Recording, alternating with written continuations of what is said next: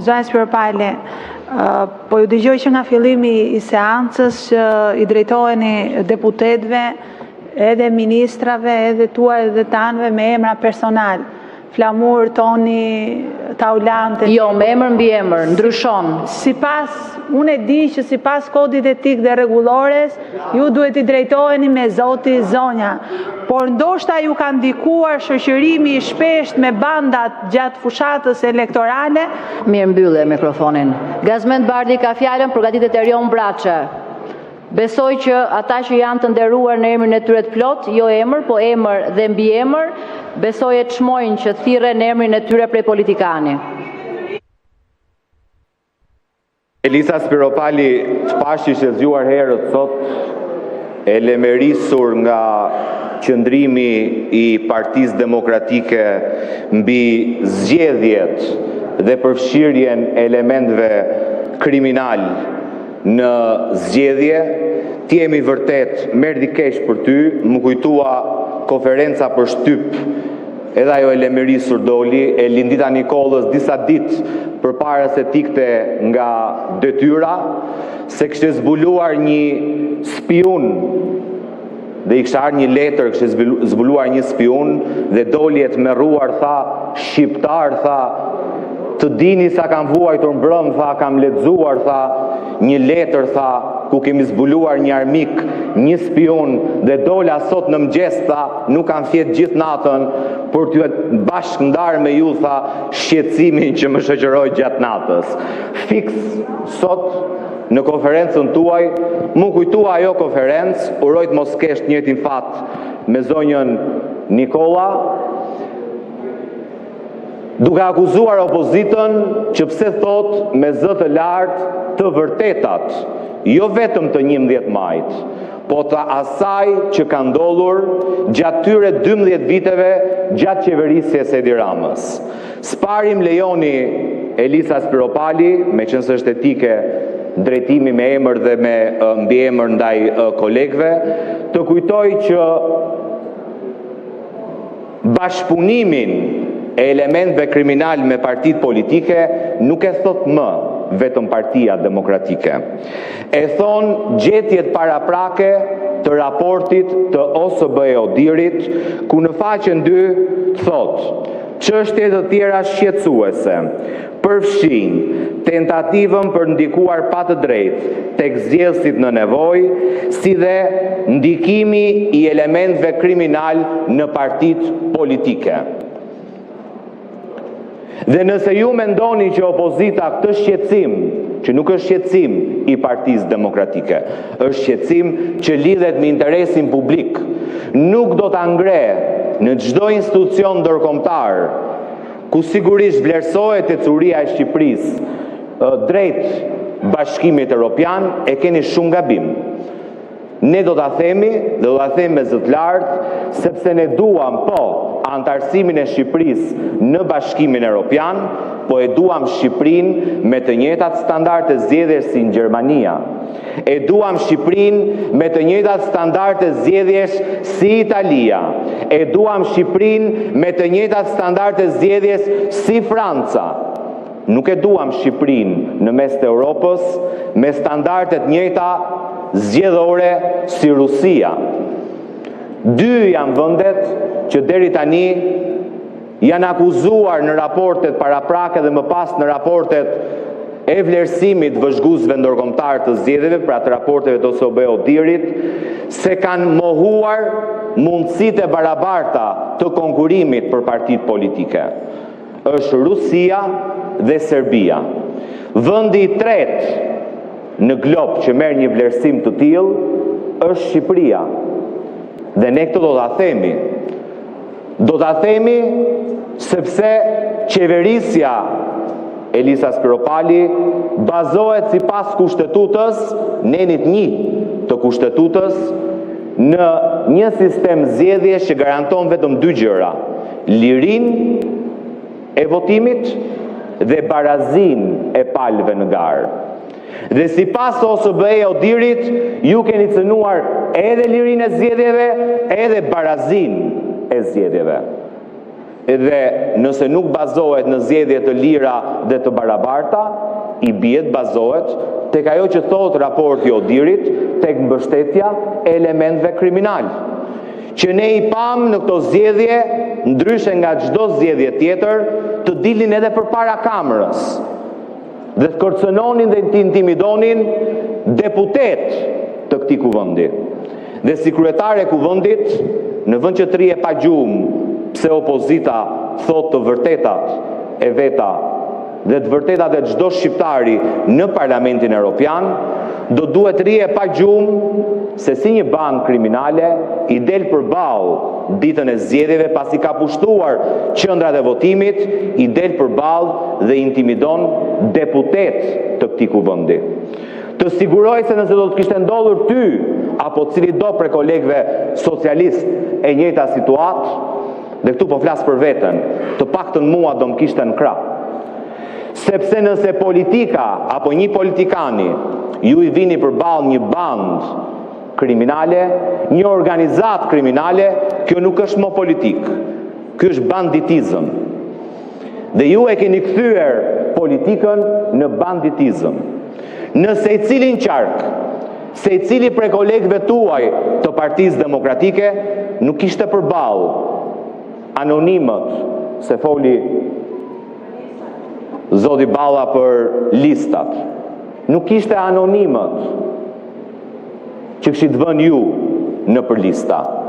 Po kishte grupet kriminale që kishin diktuar anonimët në listat tuaja të mbyllura.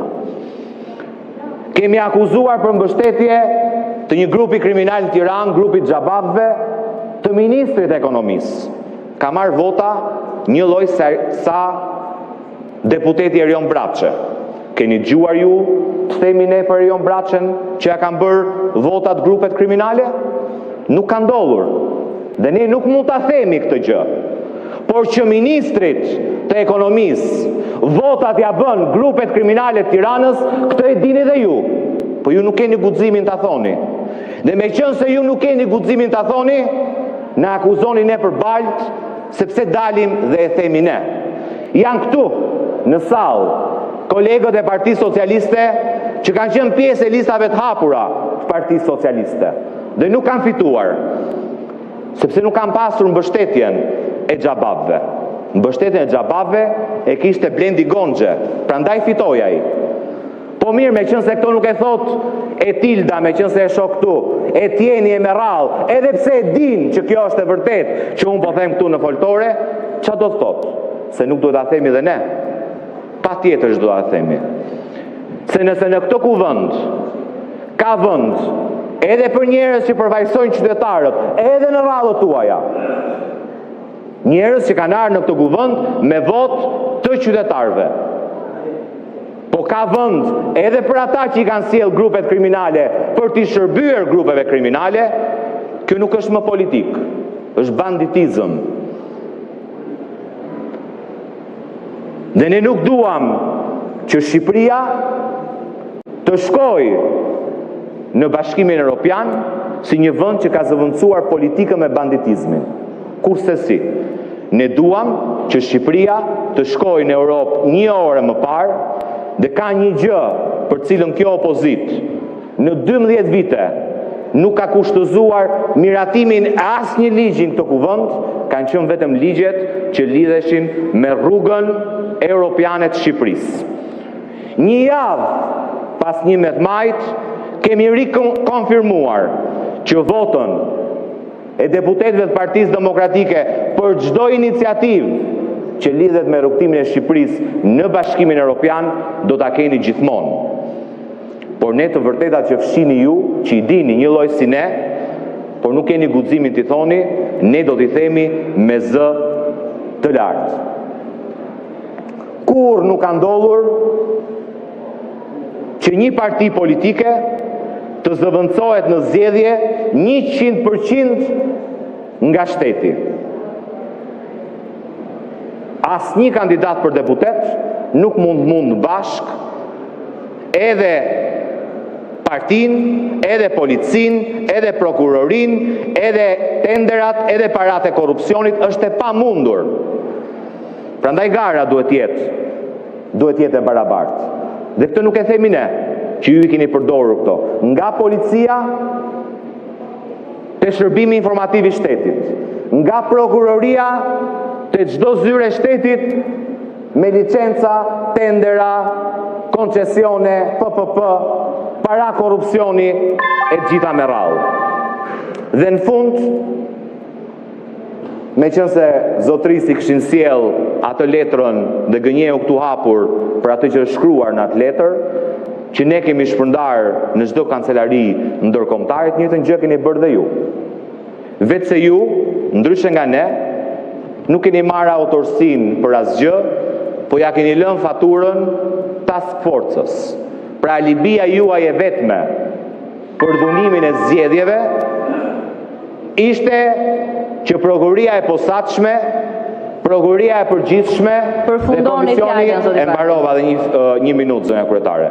Dhe komisioni qendror i zgjedhjeve ka ngritur një task force që u përbetua çdo bënte namin, në fakt u shndërrua vetëm në mekanizmin tuaj apo alibin tuaj për mbuluar abuzimin që bët me zgjedhjet e 11 maj. Përfundoni, ju lutem. Dhe ne s'do kishte patur krime, do ishte ngritur Celibashi, Olç Çela dhe Altin Dumani për t'i goditur këto krime zgjedhore. Në fakt, as goditën dot krimet zgjedhore, as nuk guxuan të godisnin krimet zgjedhore, sepse e vërteta ishte që task forca e ngritur ishte thjesht mekanizmi që ju vut në lëvizje si alibi për të grabitur zgjedhjet. Faleminderit. Do ta kthej një përgjigje zoti Bardhi, jo sepse dua të bëj replik me ju, po dua të shpreh jo vetëm shqetësimin, por dhe indinjatën time, në fakt atë që kam ndier gjithmonë për aksione të tilla alla opozite shqiptare, dhe nuk po i ndaj, kur në dyert e Brukselit, në dyert e gjithë partnerëve tanë, nuk i bëhet opozit qeverisë, as flitet për standarde, as kërkohet përmirësimi i standardeve, por i bëhet opozit Shqipërisë. Në fakt, po shtërohet Shqipëria, fakt thuhen të pavërteta halucinante që nuk bazohen në asnjë realitet dhe asnjë raport fare, ku Shqipëria, atë që nuk guxon t'ia thosh Shqipërisë, as armiqt më të përbetuar historik të saj, dhe nuk guxon t'a thot për Shqipërinë, as racisti më i fundit në Europë, atë guxon t'a thot ai që quhet lideri i opozitës shqiptare. Dhe më vjen shumë keq që ju bëheni vegla të ti, më vjen shumë keq që bëheni vegla të një njeriu vetëm, i cili nuk përballet me qeverinë, nuk bën analizën e humbjes e cila është mbi 200.000 vota opozitare që janë humbur. Ju nuk bëni analizën as në qarqet tuaja, as në zonat ku mbani përgjegjësi, ju flisnin përgjegjësi për kriminalizim të Shqipërisë. Në Bruksel nuk u fol as fare me gjuhën e OSBE Odirit dhe të raportit, që në doni të dini opinionin tim, sigurisht që raporti përfundimtar i OSBE Odirit do vihet në çdo tryezë deputeti e kudo tjetër institucione që kanë për detyrë të reflektojnë për rekomandimet. Ju flisni në këto tryeza me gjuhën e atyre që nuk urrejnë qeverinë as Edi Ramën, por urrejnë Shqipërinë. Dhe ju e njësoni Shqipërinë me Edi Ramën, sepse ju nuk mund të pranoni që ju ka mundur në 10 gara elektorale, dhe kështu siç flisni ju e kështu siç veproni ju, do t'ju mund gjithmonë. Sepse nuk ka shqiptar që mund të pranoj, nuk ka shqiptar që mund pranojnë atyeza një gjuhë të tillë për Shqipërinë. Shqipëria nuk është një narkoshtet, Shqipëria nuk është një vend i kriminalizuar, Shqipëria patjetër ka problemet e saj të cilat adresohet. Shqipëria është ajo që thonë raportet e partnerëve tanë, Shqipëria që na shohin me lupë nga Komisioni Evropian, te Komisionera për Zgjerimin, te Parlamenti Evropian dhe te përfaqësuesit më të lartë tyre, Shqipëria është ajo që brenda 2027-s do mbyll negociatat me Bashkimin Evropian, me apo pa ju, dhe ajo që do antarësohet në Bashkimin Evropian brenda kësaj dekade. Jo për ne, jo vetëm për socialistët, po për të gjithë fëmijët e këtij vendi. Mos i dilni përballë fatit evropian të Shqipërisë. Është tren që kalon shumë shpejt, mund t'ju duket si dritë në fund të tunelit, po në fakt është treni që po ju vjen përballë. Jo, kjo ishte fjala ime në përgjigje të fjalës tuaj, nuk ka si të ketë replik për këtë. Jo, s'ka si të ketë replik. Fjalën e ka Erion Braçe dhe përgatitet, zoti Bardhi ju lutem, ju folët, unë u përgjigja bëra replik. Mu drejtuat si Elisa Spiropali, kam drejt këtej përgjigje. Tani fjalën e ka Erion Braçe dhe përgatitet Ina Zhupa.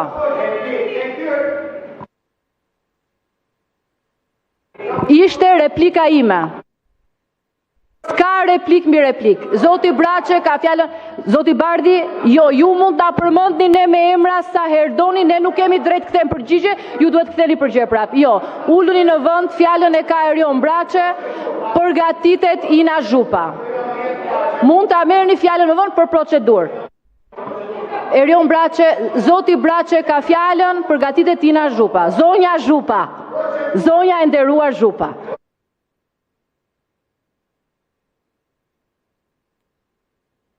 Jo, the që doje për replik. Kjo ishte replika ime. Kjo ishte replika ime me ju. Ju s'keni si të mbëni mua replik mi replik, zoti Bardhi. Më përmendet emrin. Ajo ishte përgjigja ime mbi indinjatën time. Dakor?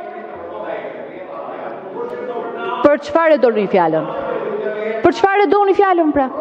Për procedurë. Jo, unë e marr fjalën kur më përmendet emri. Replik mbi replik nuk ka. E doni për procedurë? Po, për procedurë. Do ta shënoj të mirat që ke bërë në këtë jetë, që i jep fjalën opozitës, se këtu është bërë edhe mëkat marrësh fjalën dhe të flasësh. Zonja kryetare, po ta përsëris edhe një herë, ka një dallim të madh të thuash të vërtetat që i dini dhe i bashkëndani dhe ju mbi Shqipërinë. Jo, kjo s'ishte procedurë, i that njerë këto. Të lutem. I that njerë këto, zoti Bardhi, i kemi dëgjuar këto. Të lutem mos. Këto janë këngë, s'janë analizë. Kur të bëni analizën, se bët analizën e vorës, po s'bët analizën tuaj. Tani, kur të bëni analizat, vim edhe përballemi për analizat dhe në shtator. Tani, ju lutem. Po, unë mund bëj analizën e vorës kavajës, nuk po, shumë mirë, bëjni, shumë mirë. Ja, shëmbulli që keni fituar. Shëmbulli juaj. Po, tani nuk ka replik mi replik. A do më lësh ta mbaroj tani? Po, 2 minuta, aq ka mbetur. Sa po the tani që ne po nxim Shqipërinë. Zonjë, të thuash, çfarë është narkoshteti? Çfarë dini ju narkoshtetin?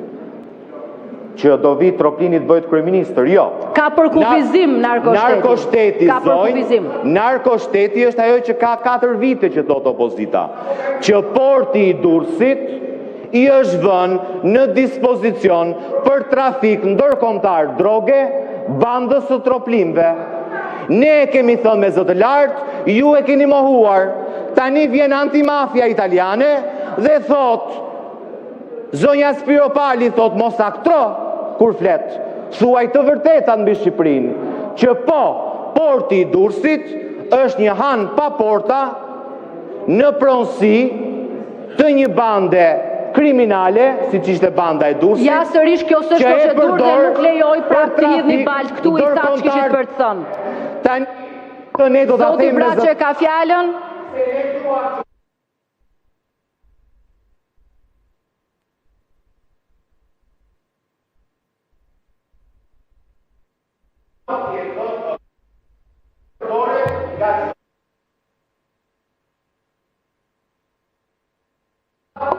Uluni se jeni pa mikrofon, fjalën e ka zoti Braçe. Përgatitet zonja Zhupa.